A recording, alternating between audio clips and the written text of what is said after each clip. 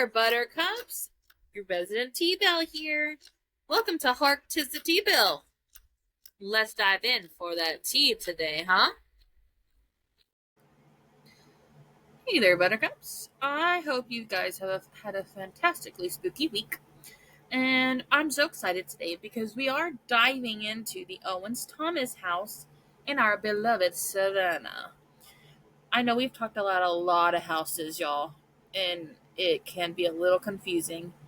Um, But today I am going to include that promised now mini deep dive on Jim Williams. I did find out though that the basic big part of his life is really associated with Midnight in the Garden of Good and Evil.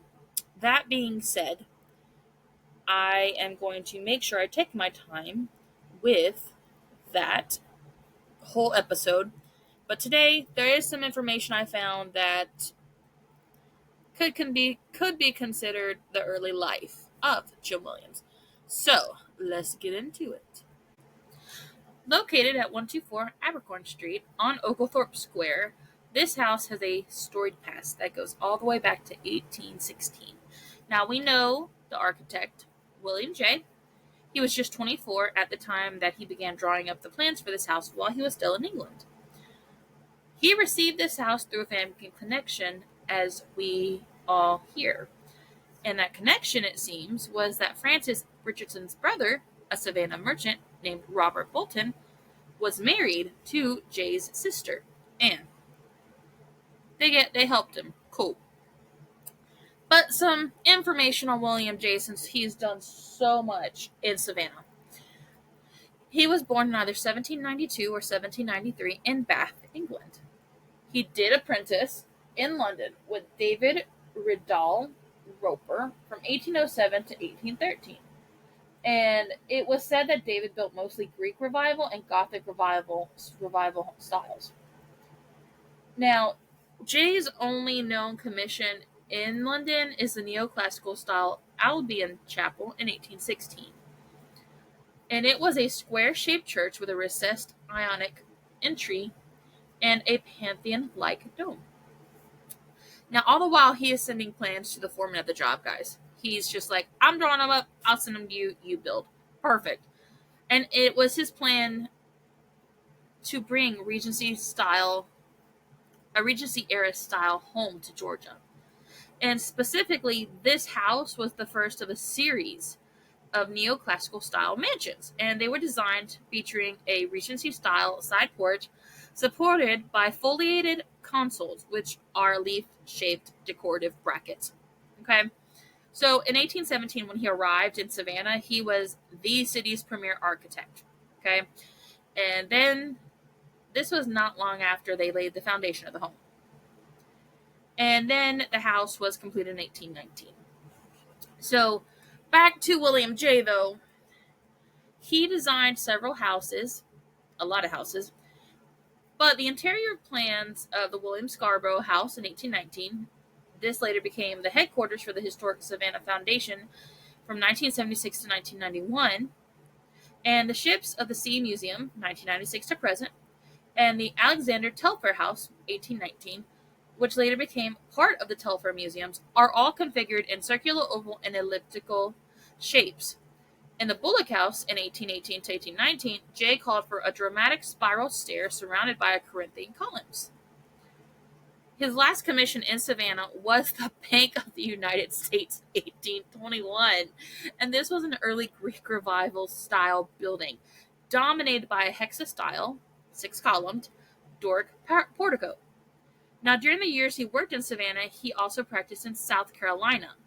In 1820, he was appointed architect of the South Carolina Board of Public Works, for which he provided designs for district courthouses and jails. Y'all, this man did so much for the states, okay?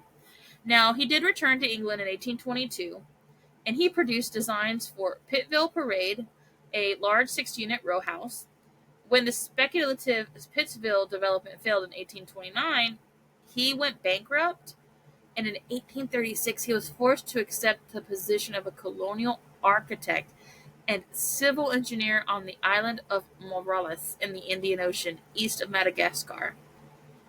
Jay worked on the island until his death in 1837 in Port Louis, I'm so sorry. I know I'm gonna butcher this name, y'all.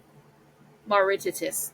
Yes. If you have the right thing, I look forward to you telling me what that pronunciation is. But it does say a lot about William J. that for the time he was in Savannah, he was hot stuff. 100%. That was his prime, y'all. Now, we heard that the house was originally known for the owners as the Richardson family. But obviously that's what they named it originally, the Richardson House. And Richard Richardson, poor guy, was the original owner and a cotton merchant and banker. Now, this man did come to Savannah from New Orleans, and he chose to move from one haunted city to another. I guess he liked his ghosts. Now, we heard that Richardson's wife was closely tied to William J. Her brother was married to Jay's sister. So that's why he got the commission, I'm sure.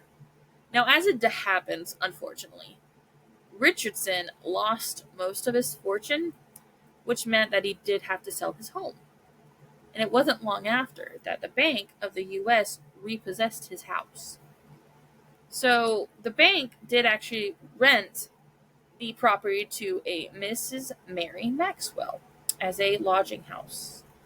And this lodging house had famous guests, but one of the more famous guests of all these guests was the Marquis de Lafayette. And it was said that one evening he addressed the citizens of Savannah with an inspired speech where he, lifted the spirits of the crowd from one of the balconies. And it's interesting, we're going to do a little deep dive on the Marquis de Lafayette. He was born on September 6, 1757, in France, into an ancient noble family. He was orphaned in his early teens, but he had already inherited an immense fortune by the time he married in 1774. He was a French aristocrat, and he aspired to win glory as a soldier who fought in the Continental Army with the American colonists at his own expense. This means that this man said, hey, I'm siding with y'all and I have the money, I'm just going to pay for it. He arrived in Philadelphia in July of 1777, 24 months after the outbreak of the American Revolution. Now, he didn't have any combat experience, and he wasn't even 20 years old at the time, but he was appointed a major general. I mean, that makes sense. I mean, he had the money, he had the name. And this time, he struck up a lasting friendship with George Washington. And though they seemed an unlikely pair, they evolved into a more father-son relationship. He was one of a large, colorful group of European soldiers of fortune and idealist on the side of the Americans for their independence. Now, this man was a Revolutionary War hero, okay? He served on Washington's staff for 6 weeks and was given command of his own division after fighting with distinction at the Battle of Brandywine near Philadelphia on September 11th, 1777. He continued to work for America after returning to France in February of 1779, where he worked with American emissaries to help persuade the French government to aid the American colonists by sending additional troops and supplies. Definitely an American independent friend. Like, good man. He did come back to America in April of 1780 with the understanding that help was on its way. In July of 1781, he was able to outmaneuver the British on their attempt, and this was their lost cause. Okay? He was hailed as the, quote, hero of two worlds, quote. He became an honorary citizen of several states during a visit to the U.S. in 1784. Now, he had already fought for the American Revolution, Okay? Well, when he went back to France, he fought for religious toleration, and the abolition of slave trade. So his opinion may have varied, but he supported the government of Louis the 16th and the idea of constitutional monarchy. On at the end of this, the monarchy was overthrown. He was held captive until 1797 by the Austrians, and he and his immediate family members did survive, but members of his family did not. Now, after that, he retired from public life and settled as a gentleman farmer. Now, later in life, he was offered the position of governor of Louisiana, but he did decline this. I'm sure the gentleman farmer life probably was something he was actually probably got into. He visited the U.S. in 1824, and he was greeted happily. He visited old friends, addressed the U.S. House of Representatives as a foreigner on December 10th, 1824, which he was one of the very few, if not only one. And he was so famous that there were dozens of cities named after him. Okay? This man died on May 20th, 1834. So that is good to know. Go man. Now back to the Owens-Thomas House. In 1830, the house was sold to an attorney and politician named George Welshman Owens. Now, he was born on August 29th, 1786. Now, we hear he bought it for $10,000. For reference, this would be about $351,139.13 today, which is a price increase of 3,411%, which is a lot. But it was probably a nice house, so he probably didn't care, and he had the money. Go dude. He was drawn to this home. It could be said that this was because the Savannah boardman went to the University of Cambridge in England. Yes, he maybe loved it so much that he was drawn to it, right? He started his own practice when he returned home.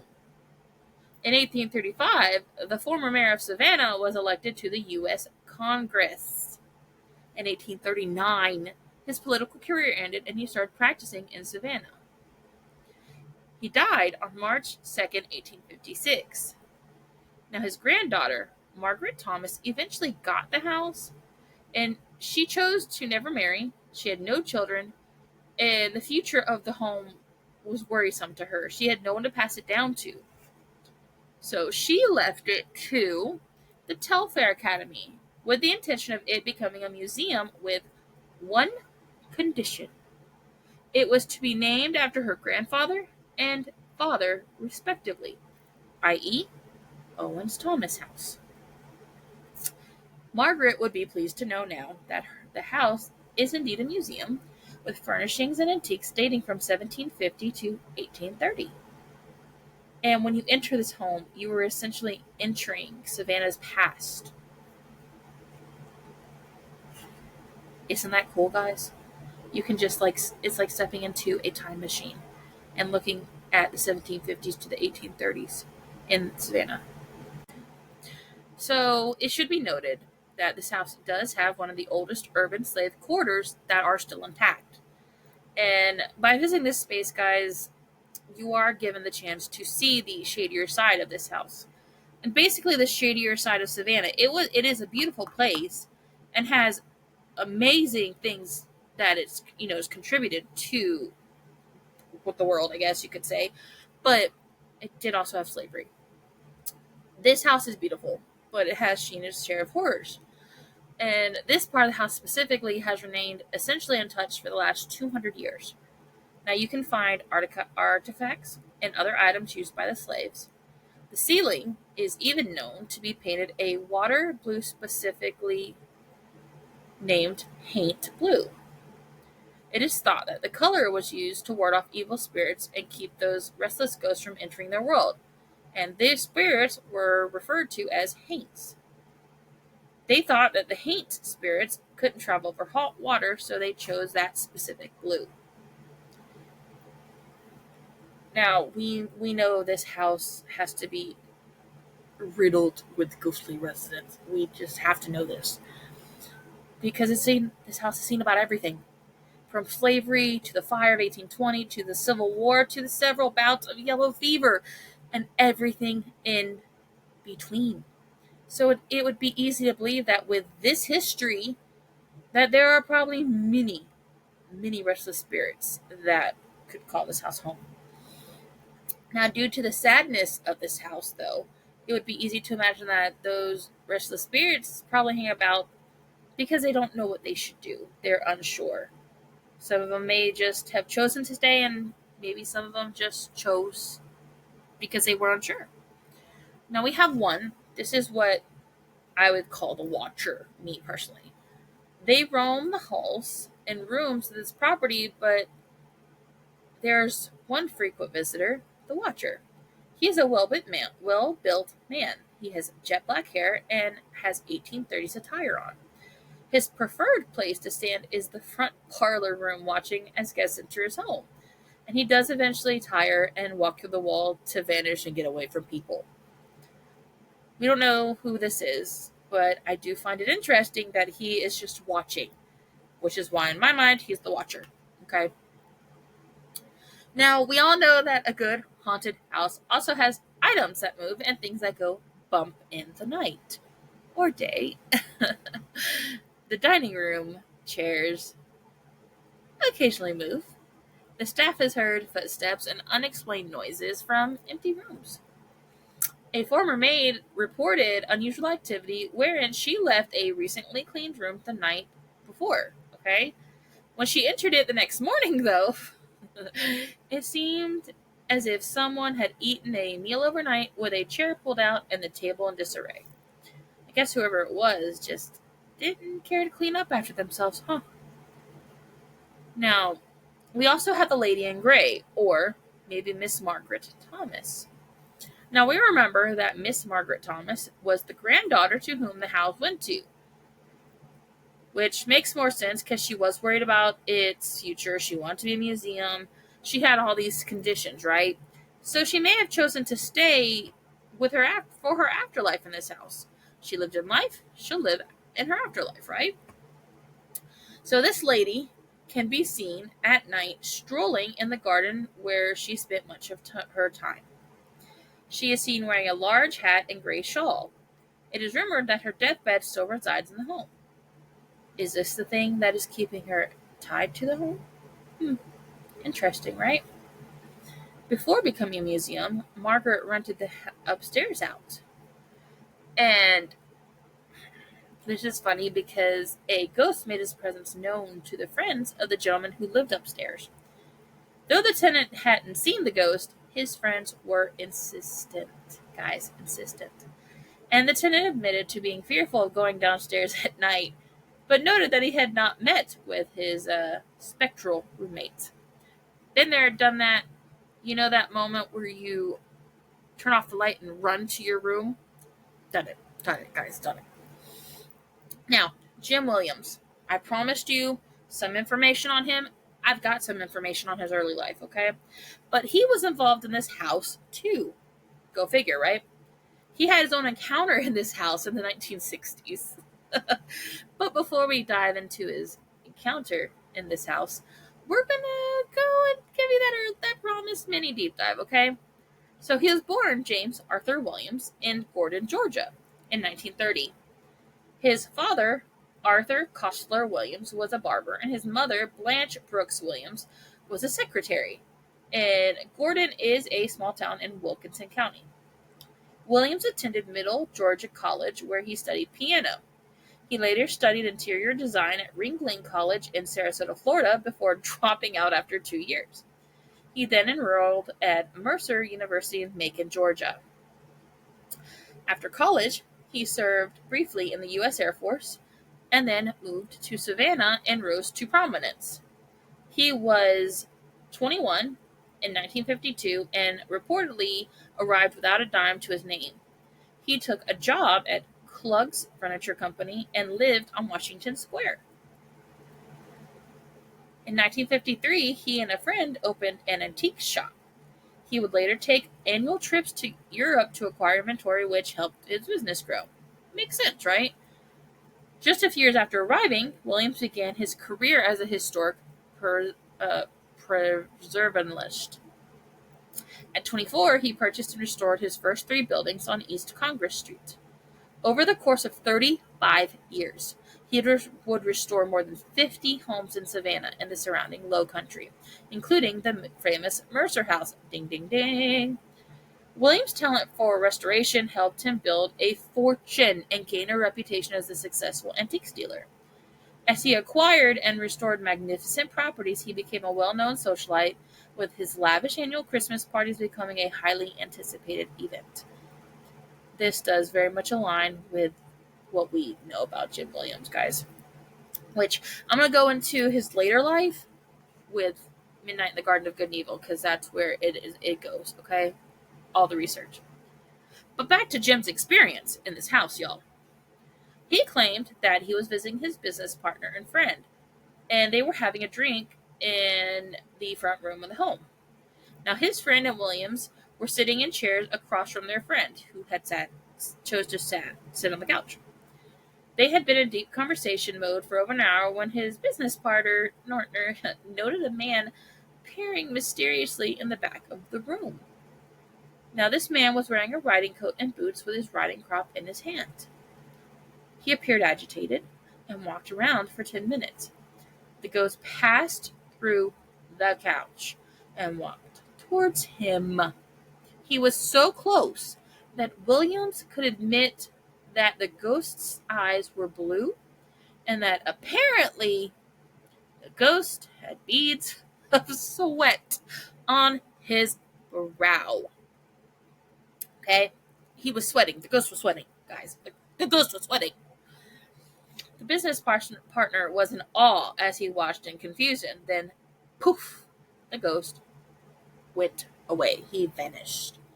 Now, in true Jim Williams fashion, he poked fun at the encounter, saying that only in Savannah would a ghost sweat. Okay? It did not take long for his friend to move out.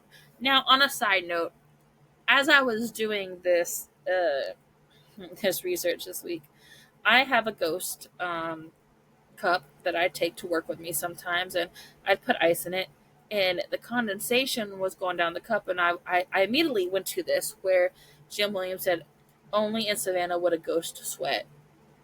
I thought it was funny. Now, we also have other residents of the home, and this one is what I want to call the tobacco ghost, because this one will just light up and not care who's around. If you smell the distinct scent of tobacco burning, they're making their presence now. Apparently, this ghost has lit up behind a tour guide, and only when a guest explained did she know the true origin of the scent. Several of them noticed that there was smoke behind her out of thin air. Okay? Now, among just the ones we talked about, I can guarantee you that at the end of the day, there's so many more that just don't make themselves known, okay? I guarantee it. Because they say that they appear in photos as well when you take the photos at the house. Now, obviously, when you take a photo, if there are ghostly, spectral, spirit, anything of that area, they'll appear in your photos after they're taken. Well, as this is a popular house that sees about 50,000 to 60,000 visitors a year, you can sometimes notice orbs in the background. Okay? Now, it seems appropriate that these ghosts simply don't care. You're in their house. They simply do not care. And they do what they want, when they want, how they want.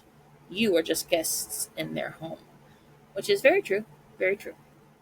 Now, I did note that this house sees about 50,000 to 60,000 visitors a year, which would make it difficult to preserve the home as it was only meant to be a single family home.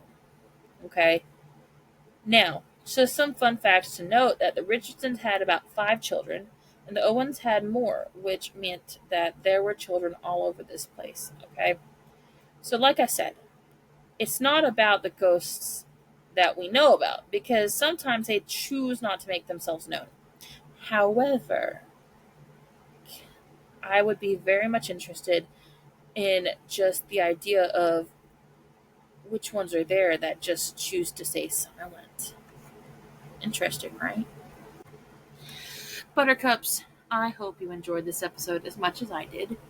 And if you did, and you have comments or questions or even suggestions on what we should be talking about, which I would totally go for, you can email me at harktisthetebelle@gmail.com.